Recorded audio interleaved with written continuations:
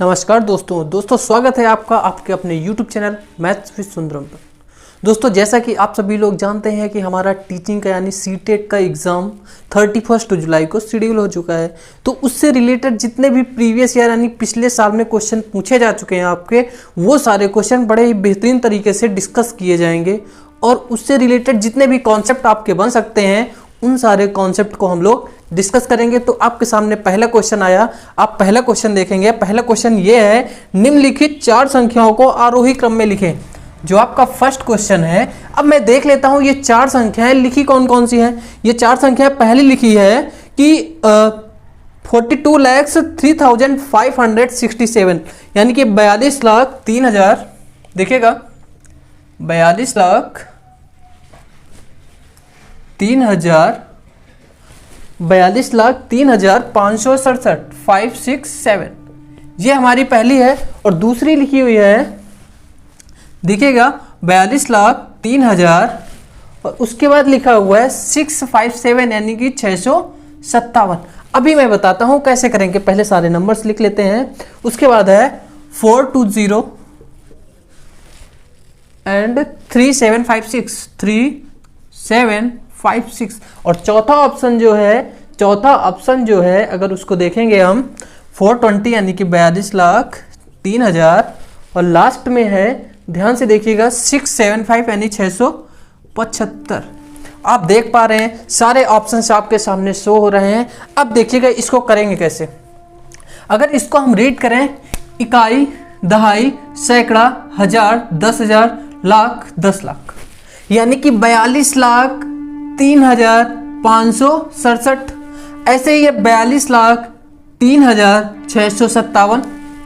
ध्यान से देखिएगा 42,03,756 और 42,03,675। यहां तक क्लियर। और जैसा कि आप सभी लोग जानते हो कि 42,03,000 इन सब में क्या है, सेम। तो हमें डिसाइड कहां से करना है, 567, 657, 756, 675। इनमें सबसे पहले कौन सा होगा, सबसे छोटा। अवरोही क्रम की बात करें तो भाई साहब इस क्रम की बात कर लेते हैं कि जो हमारा अवरोही क्रम होता है वो क्या होता है और आरोही क्या होता है। इन दोनों की बात करते हैं। अवरोही एक होता है और दूसरा क्या होता है, आरोही। इसमें से बहुत सारा कंफ्यूजन होता है जिसको हम लोग क्लियर करेंगे। अगर इसको इंग्लिश में बोले तो अवरोही को क्या बोलते हैं, देखिएगा अवरोही को क्या बोलते हैं इंग्लिश में, अवरोही को बोलते हैं, ये बड़ा है तो बड़े से छोटे की तरफ आता है, बड़े से छोटे की तरफ, यानी कि इसको डिसेंडिंग बोलते हैं। इसको बोलते हैं डिसेंडिंग ऑर्डर, डिसेंडिंग। और ये क्या होता है भाई साहब, आरोही को बोलते हैं असेंडिंग ऑर्डर। एक्चुअली हिंदी में कंफ्यूजिंग होते हैं बट इंग्लिश में बहुत ही इजी होते हैं। तो अगर अवरोही को बोले, अवरोही होता है यानी कि ज्यादा से कम की ओर। अवरोही क्या होता है, ज्यादा से कम की ओर या बड़े से छोटे की ओर, ज्यादा से कम। और ये क्या होता है, कम से ज्यादा, कम से ज्यादा। तो ये चीज क्लियर हुई कि आरोही और अवरोही क्या होता है, इसका कॉन्सेप्ट क्लियर हुआ। अगर आरोही और अवरोही का कॉन्सेप्ट क्लियर हो गया है तो अब देखिए 567 हमारा अवरोही में यानी कि बड़े वाले से छोटे की तरफ हमें आना है, बड़े वाले से छोटे की तरफ आना है। तो सबसे बड़ा इसमें कौन सा होगा, यहां तक तो सब में बराबर ही है, तो सबसे बड़ा हमारा कौन सा होगा, 675, 756 या देखो 756 है। तो हमारे यानी कि ये वाला जो तीसरा ऑप्शन है, देखिएगा ऑप्शन तीसरा, चौथा और ये आपका दूसरा और ये आपका पहला। तो सबसे पहले ऑप्शन कौन सा आएगा, अगर अवरोही क्रम की बात करेंगे तो सबसे पहला हमारा ऑप्शन आएगा तीसरा होगा। और उसके बाद तीसरे के बाद देख लो 756 हो गया। इसके बाद कौन आएगा भाई साहब, 675 आएगा, जो कि कौन सा है, चौथा ऑप्शन। क्लियर है। अगर इसके बाद हम देखेंगे तो 657 उससे छोटा है, 657 की बात करें तो दूसरा ऑप्शन होगा। और इसके बाद हमारा पहला वाला ऑप्शन, यानी कि अगर ऑप्शन देखो 3, 4, 2, 1 किस में है, देख लो 3, 4, 2, 1, option number B is the right answer. आपका बी नंबर ऑप्शन बिल्कुल सही होगा। देखिएगा बहुत ही आसान सा क्वेश्चन था बट थोड़ा सा डिस्कस करने में टाइम तो लगता ही है। यहां से आपका कॉन्सेप्ट क्लियर हुआ कि आरोही और अवरोही, असेंडिंग और डिसेंडिंग ऑर्डर कौन सा होता है, कैसे होता है। देखें एक बार इसको अच्छे से, और ये चीज जरूर आप माइंड में रखिएगा क्योंकि ये इससे रिलेटेड क्वेश्चन कंफर्मली एग्जाम में पूछता है। तो देखिएगा इसको एक बार। हम लोग आते हैं अपने सेकंड नंबर क्वेश्चन की तरफ।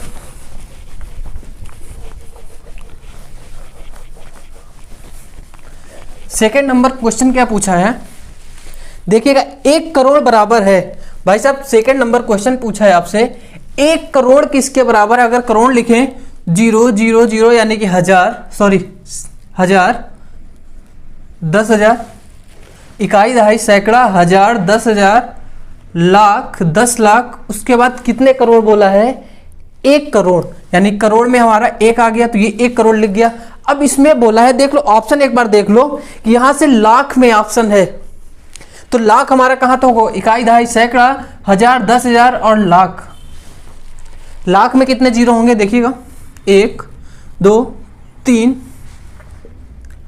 और 4, देखिएगा सैकड़ा, हजार, 10,000 और लाख। 1 लाख हुआ, 1 लाख हुआ, इसको जितने से मल्टीप्लाई करना पड़े उतने ही लाख यहाँ पे आंसर होगा। यानी कि यहाँ पे हमारे 5 जीरो हैं और यहाँ पे होते हैं देखो 3 2 5 2 7 जीरो, तो हमें 100 से गुणा करना होगा, 100 से हमें गुणा करना होगा। तो ये है आपका, देखिएगा ये है आपका 1 लाख, इसको क्या बोलेंगे 1 लाख। 1 लाख का अगर 100 से गुणा कर देंगे तो कितना हो जाएगा 100 लाख, समझे 100 लाख। अगर इसको यहीं पे अगर 1000 पे लिखना होता, पहली चीज आप ऑप्शन को देख लें कि 100 lakh, option number A is the right answer. आपका ए ऑप्शन बिल्कुल सही है, लेकिन यहां पे देखिएगा एक चीज, अगर यहां पे भाई साहब लाख में हो गया, लेकिन अगर इसी का आंसर अगर हमें 1000 में देना हो तो कैसे देंगे। देखिएगा 1000 में कितने जीरो होते हैं, 1 2 3 होते हैं। 1000 को कितने से गुणा करना पड़ेगा जिससे कि 1 करोड़ हो जाए। तो भाई साहब ये 3 जीरो तो निकल गए, अभी कितने जीरो और लाने हैं हमें, 2 और 2 4, 4 जीरो से यानी कि 1 2 3 4, तो हो जाएंगे हमारे 7 जीरो हो जाएंगे। यानी कि ये तो भाई साहब 1000 हुआ, ये क्या हुआ 1000, और इसको हमने गुणा किया है किससे, इकाई दहाई सैकड़ा, हजार और 10,000 से किया है ना। देख लीजिए अगर 10,000 से हमने गुणा किया है, इसमें कितने हजार होंगे, 10,000 हजार होंगे, 10,000 हजार होंगे 1 करोड़ में। अगर 1000 में बताना होगा तो 1 करोड़ में होंगे 10,000 हजार होंगे, ठीक है। ये 10,000 हजार होंगे 1 करोड़ में। अगर 1000 में पूछता है तो बाय द वे आपका आंसर होगा 100 लाख, ठीक है। ऐसा क्वेश्चन भी बिल्कुल परफेक्टली पूछता है 100% डैम श्योर। तो आप यहां से जो भी क्वेश्चन आपको मिलेंगे, सारे क्वेश्चन आपको एग्जाम में पूछे हुए ही मिलेंगे। तो हम लोग 3rd नंबर क्वेश्चन देखते हैं। देखिएगा 3rd नंबर क्वेश्चन बहुत ही अच्छे क्वेश्चन है, सारे आपके एग्जाम में पूछे हुए हैं। ये भी क्वेश्चन आपका पूछा गया है 2011 में। देखिएगा लिखा हुआ है 5,09,04,958। क्या लिखा हुआ है, तीसरा नंबर लिखा है 5 करोड़ 9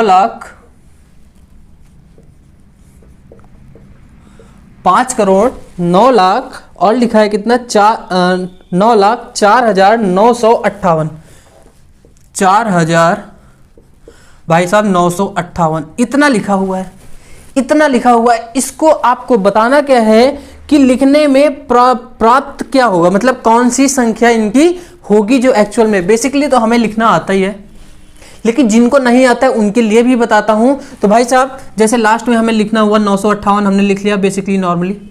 इसके बाद हमें पता है 3 अंकों के बाद, स्टार्टिंग में 3 अंक के बाद सैकड़ा के बाद कॉमा लगाते हैं, बाकी 1000 वाले में यहाँ पे 4,000 लिखा हुआ है, उसके बाद लाख जाता है, यानी कि 1000 के लिए कितना करना पड़ेगा 04 करना पड़ेगा, क्योंकि एक ही अंक है।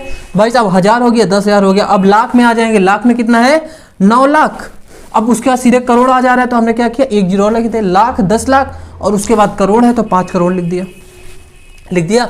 इकाई दहाई सैकड़ा, हजार, 10,000, लाख, 10 लाख, करोड़, 5 करोड़ 9,04,958, यही तो पढ़ेंगे। लेकिन अगर आपको ऐसे करना नहीं आ रहा है तो आप कैसे करोगे, ध्यान से देखिएगा एक बार। अगर आपको ऐसे करना नहीं आ रहा है, पहली चीज तो यही आपका होगा आंसर। और अगर आप ऑप्शन को देखते हो तो ऑप्शन नंबर कौन सा होगा, 5,09,400, सॉरी यहाँ पे 88 है, तो यहाँ पे क्या हो जाएगा 88, ठीक है। तो ये भी क्या हो जाएगा 88। अब आप ऑप्शन को देख लें, 5 करोड़ 9 लाख 5 करोड़ 9 लाख 4988 आपका ऑप्शन नंबर डी बिल्कुल सही है। देख लें एक बार, आपका ऑप्शन नंबर डी बिल्कुल सही है।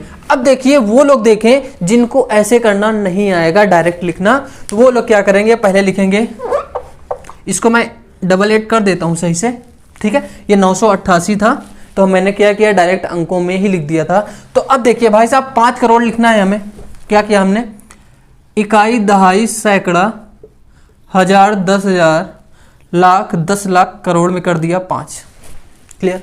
सेकंड में क्या है, 9 लाख, इकाई, दहाई, सैकड़ा, हजार, 10,000 और लाख आ गया तो 9 बना दिया, ठीक है।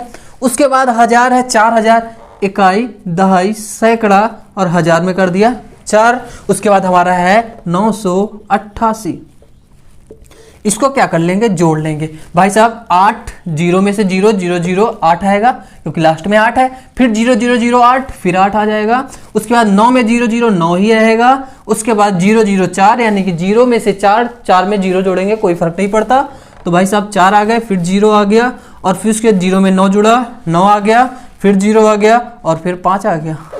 क्लियर हुआ, क्लियर हुआ। जिसको डायरेक्ट लिखना नहीं आएगा वो ऐसे लिख लेगा, सारी संख्याओं को ऐसे लिख लेगा, उसके बाद कर लेगा, अच्छे से हो जाएगा। देखें इसको एक बार अच्छे से, बहुत ही अच्छा क्वेश्चन आपके सामने आ चुका है। चौथा नंबर क्वेश्चन देखें, बिल्कुल मजा आ जाएगा क्वेश्चन करने में। और मैंने जैसा कि बताया कि आपको मैंने 400 क्वेश्चन का लगभग टारगेट बनाया है, तो बहुत ही बेहतरीन तरीके से आपको अच्छे से पूरे 400 क्वेश्चन कराए जाएंगे। आप चौथा नंबर क्वेश्चन देखें, क्वेश्चन को मैं पढ़ता हूं, आप क्वेश्चन को पढ़े यहां से। एक गांव की कुल जनसंख्या 78,692 है। इनमें से 29,642 पुरुष हैं, 28,167 महिलाएं हैं तथा शेष बच्चे हैं। तो बच्चों की संख्या, अब भाई साहब कुल जनसंख्या हमें गिवन है कितनी, कुल जनसंख्या, गांव की कुल जनसंख्या हमें दी गई है, कितनी दी गई है, कुल जनसंख्या हमें दी है 78,692। कुछ लोगों को बहुत ही हलवा क्वेश्चन लग रहे होंगे, बट हकीकत यही है कि आपके सीटेट के एग्जाम में ऐसे ही क्वेश्चन पूछते हैं। तो यहाँ पे और पुरुष हमें दिए हैं, पुरुष, और हमें दी हैं क्या, महिलाएं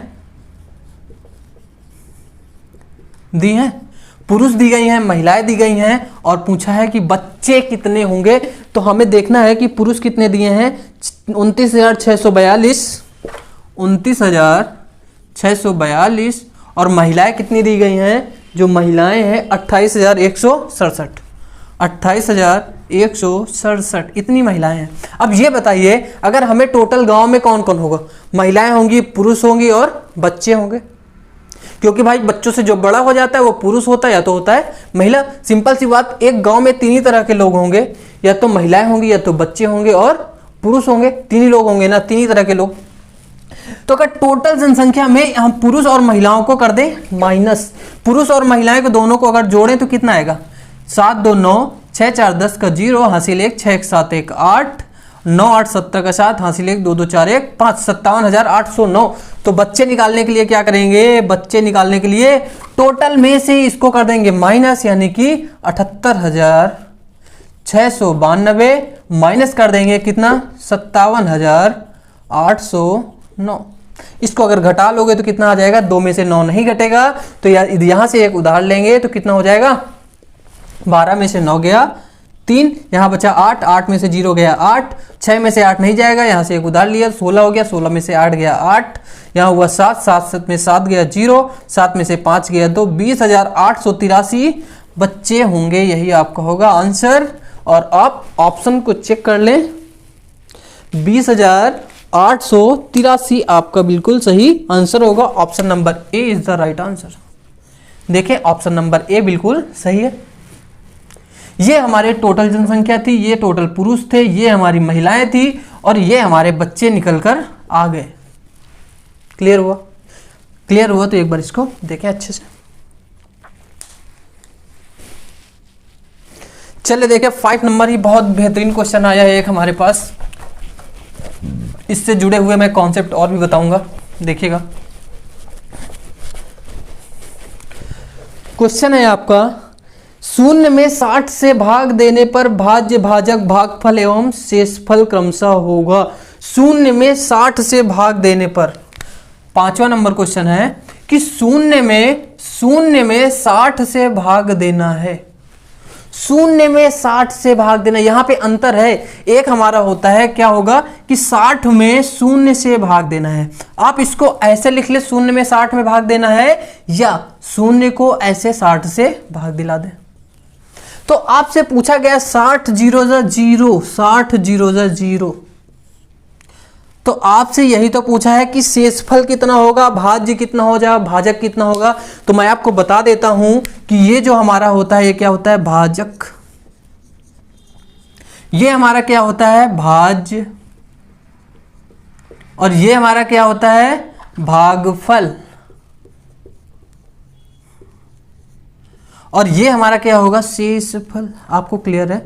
तो आप सीरियल से जो पूछा है वही ऑप्शन में सेट कर लें। तो हमारा पहला पूछा है उसने कि भाज्य, भाजक, भागफल।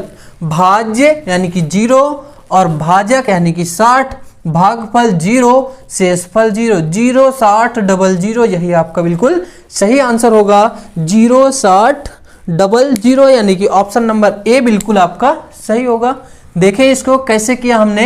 यहाँ पे भाजक होता है, यहाँ भाज्य होता है, यहाँ भागफल होता है। अगर मैं इसको इंग्लिश में बताऊं तो भाई साहब भागफल को बोलते हैं क्या, क्विसेंट। क्यू से डिनोट करते हैं। और शेषफल को बोलते हैं रिमाइंडर। शेषफल को क्या बोलते हैं, रिमाइंडर यानी कि शेषफल। और इस भाज्य को बोलते हैं डिविडेंड, डिविडेंड।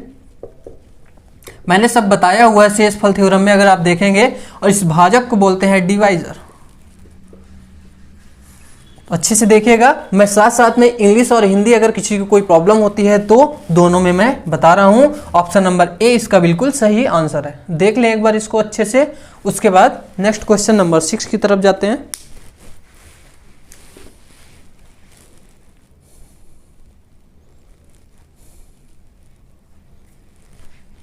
चलिए देखिए 6 नंबर क्वेश्चन, बहुत ही आसान क्वेश्चन है। क्वेश्चन में बोला हुआ है, आप देखिएगा 25 पैसे के 15 सिक्के, उसके बाद उसने पूछा है उसमें कितने रुपए होंगे, कितने पैसे होंगे और कितने सिक्के होंगे। ये चीज हम ऑप्शन से ही बता पाएंगे। ध्यान दीजिएगा कैसे, देखिएगा 6 नंबर उसने बोला है 25 पैसे के,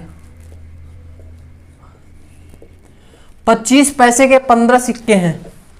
25 पैसे के 15 सिक्के हैं, 25 पैसे के 15 हैं सिक्के। अगर ये चीज क्लियर है, क्वेश्चन आपको समझ में आया, तो टोटल पैसे हम कैसे निकाल सकते हैं। टोटल पैसे, कुल पैसे कैसे निकालेंगे, 25 का 15 से गुणा कर देंगे, क्योंकि 25 पैसे के सिक्के हैं, टोटल 15 सिक्के हैं। तो 25 गुणे 15 अगर करते हैं तो कितना आएगा भाई, 15 25 75 का 5 हासिल 7, 15 दूना 30 7 37, यानी कि 375 पैसे निकल के आएगा। 375 पैसे निकल के आएगा। अगर इसको रुपए में कन्वर्ट करोगे तो क्या होगा, अगर इसी 375 पैसे को रुपए में करो तो क्या होगा, 375 को क्या करोगे, 100 से भाग कर दोगे तो वो हो जाएगा रुपए में चेंज। तो ये कितना हो जाएगा, 3 रुपए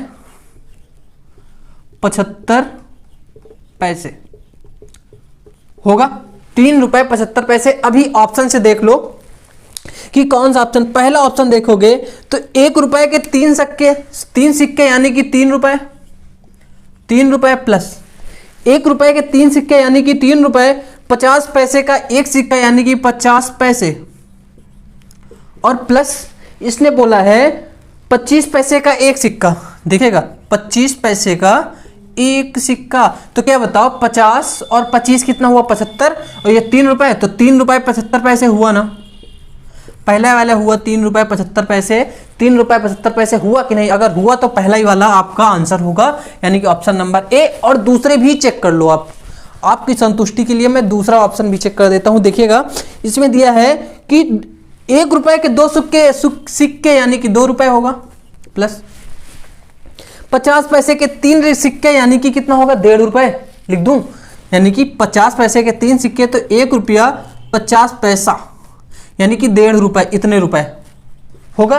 और प्लस इसने बोला है, प्लस बोला है 25 पैसे का 1 सिक्का, 25 पैसे का एक सिक्का, देखिएगा 25 पैसे का एक सिक्का प्लस 25 पैसे का,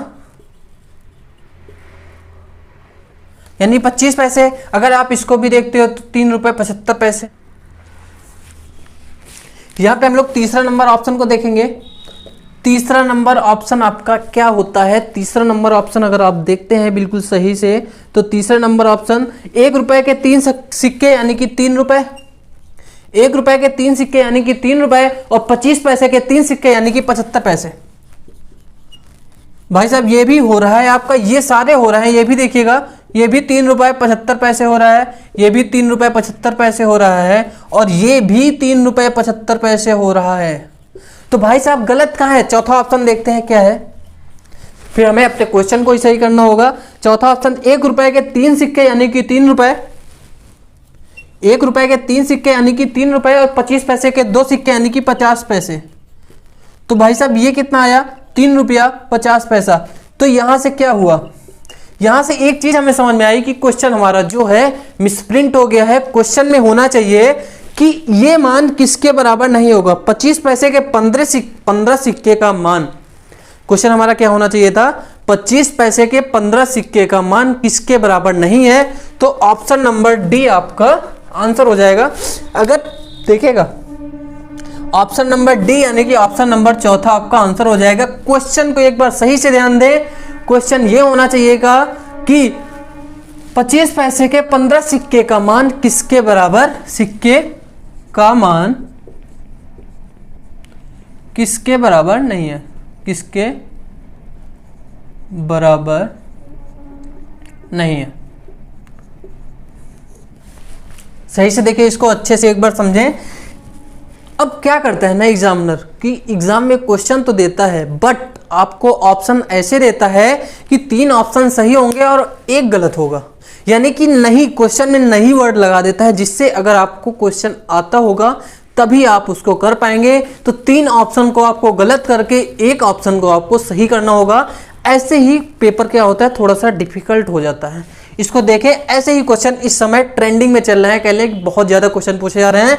तो देखिएगा इसको अच्छे से एक बार। मैं प्रयास करूंगा कि क्वेश्चन को थोड़ा सा प्रिंट सही कर दिया जाए। देखें इसको अच्छे से।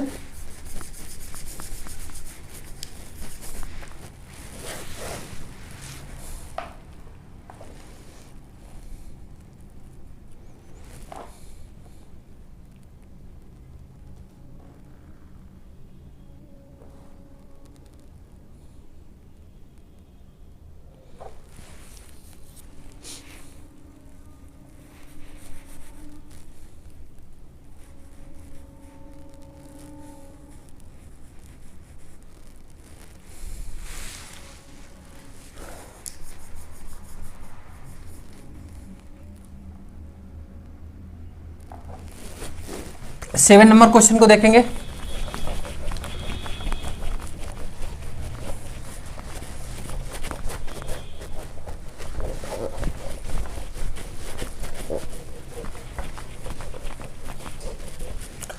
सेवन नंबर क्वेश्चन है, कुछ भिन्नें दी गई हैं जिनको आरोही क्रम में लगाना है। तो हमारी भिन्नें कौन कौन सी हैं? 7 नंबर क्वेश्चन आप देखिएगा सही से।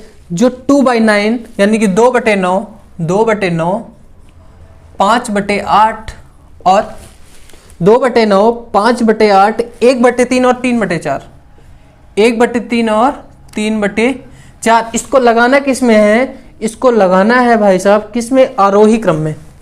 इसका आरोही क्रम क्या होगा? अब भिन्नों का आरोही क्रम कैसे निकालोगे? हमने आपको एक स्पेशल क्लास इसकी बताई हुई है कि या तो अगर हम इसके हर का यानी डिनोमिनेटर का, अगर हम हर का एलसीएम ले लेते हैं और हर के सबके हर को बराबर कर लेते हैं, एक ये ऑप्शन है। दूसरा ऑप्शन है जो बेहतर ऑप्शन है, वो क्या है? वो हमारा जो बेहतर ऑप्शन है वो ऑप्शन यही है कि इनको परसेंटेज में कन्वर्ट कर दो, यानी प्रतिशत में कर लो, उसके बाद भाग दे लो, जैसे आंसर है वैसे सेट कर लो। तो पहले आप ये जान लीजिए कि आरोही क्रम क्या होता है। आरोही और अवरोही मैं फिर से एक बार रिवीजन कराता हूँ। अवरोही क्या होता है? ऊपर से नीचे की ओर, यानी कि ज्यादा से कम की ओर। और ये क्या होता है? नीचे से ऊपर की ओर। आरोही यानी कि कम से ज़्यादा की ओर। तो ध्यान दीजिएगा, अगर मैं इस फ्रैक्शन को सेट करूं तो क्या आप आसानी से इसका एलसीएम ले पाओगे? इसके हर का नहीं। तो आपके पास जो बेहतर ऑप्शन है वो आप इसको कैसे कर लें, परसेंटेज में कन्वर्ट करके एक बार देखिएगा कैसे करेंगे। 2/9 है, इसको अगर परसेंट में लिखेंगे तो कितना 200/9% और 500/8%। ऐसे ही कितना हो जाएगा 100/3%। चौथा हो जाएगा कितना 3/4 यानी कि 300/4%। अच्छा, एक चीज मैं अभी बताता हूं कि हमने ऐसा क्यों किया कि परसेंटेज में लिख लिया। चलो देख लो कैसे लिखते हैं परसेंट में। जैसे कि हमारा 2/9 लिखा हुआ है, तो बेसिकली हमें पता होता है कि जो परसेंट होता है इसका मतलब कितना होता है 1/100। तो हम इसमें क्या करते हैं कि 100 से गुणा करते हैं और 100 से करते हैं भाग। अब भाई कोई भी भिन्न है हमारी, उसमें हम सेम नंबर से अगर गुणा करें या सेम नंबर से भाग करें तो उस भिन्न में, उस फ्रैक्शन में कोई फर्क नहीं पड़ता है। अगर इतना क्लियर है तो आप देखिएगा इस 100 को हमने इसमें गुणा कर दिया 200/9 और ये जो ये बटे वाला 100 बचा ना, इसको हमने क्या लगा दिया परसेंट। यानी कि 100 से गुणा करके डायरेक्ट परसेंट का साइन चिन्ह लगा सकते हैं हम। क्लियर हुआ? 100 का गुणा करके डायरेक्ट हम परसेंट का चिन्ह लगा सकते हैं। परसेंटेज का साइन ये वाला होता है। ठीक है, अगर ये क्लियर है तो अब यहां से देखिएगा इसको हम कैसे, हमने बताया था अप्रॉक्स में डायरेक्ट वैल्यू निकालते हैं। तो 9 दून 18 और 2 बचा 20 हुआ, 9 दून 18 22%। ये कितना हुआ 8 छंग 48 और 8 दून 16 62%। ऐसे ये कितना होगा 33%। और ये भाई साहब कितना हो जाएंगे 4 सत्ते 28 4 पंचे 20 75%। और भाई साहब आरोही क्रम क्या होता है कि कम से ज्यादा की ओर, कम से सबसे कम कौन है 22 वाला यानी कि 2/9। उसके बाद सबसे कम कौन सा है देख लो 2/9 है, यानी इसका आरोही क्रम, अगर मैं आरोही क्रम की बात करूं इसका जो आरोही होगा सबसे छोटा 22 वाला है जो कि 2/9। उसके बाद कौन आएगा 33 वाला यानी कि कितना 1/3 और उसके बाद हमारा 62 यानी कि 5/8। देखिएगा ऊपर की फ्रैक्शन यही सेम थी 5/8। उसके बाद हमारा जो बचा 75 वाला यानी कि 3/4। क्लियर हुआ? अगर आप ऑप्शन को इससे आसानी से आप नहीं कर पाओगे, मैं गारंटी लेता हूं, इसलिए इसको देखें अच्छे से, क्लियर करें कॉन्सेप्ट। और अगर आप ऑप्शन को देखते हो तो 7 नंबर में जो ऑप्शन होगा 2/9 1/3 5/8 और 3/4, ऑप्शन नंबर ए बिल्कुल सही है। अच्छे से देखिए इसको एक बार, अच्छे से समझे, बहुत ही बेहतरीन हमेशा क्वेश्चन आता है जहां पे हम लोग हो जाते हैं कंफ्यूज। देखिए इसे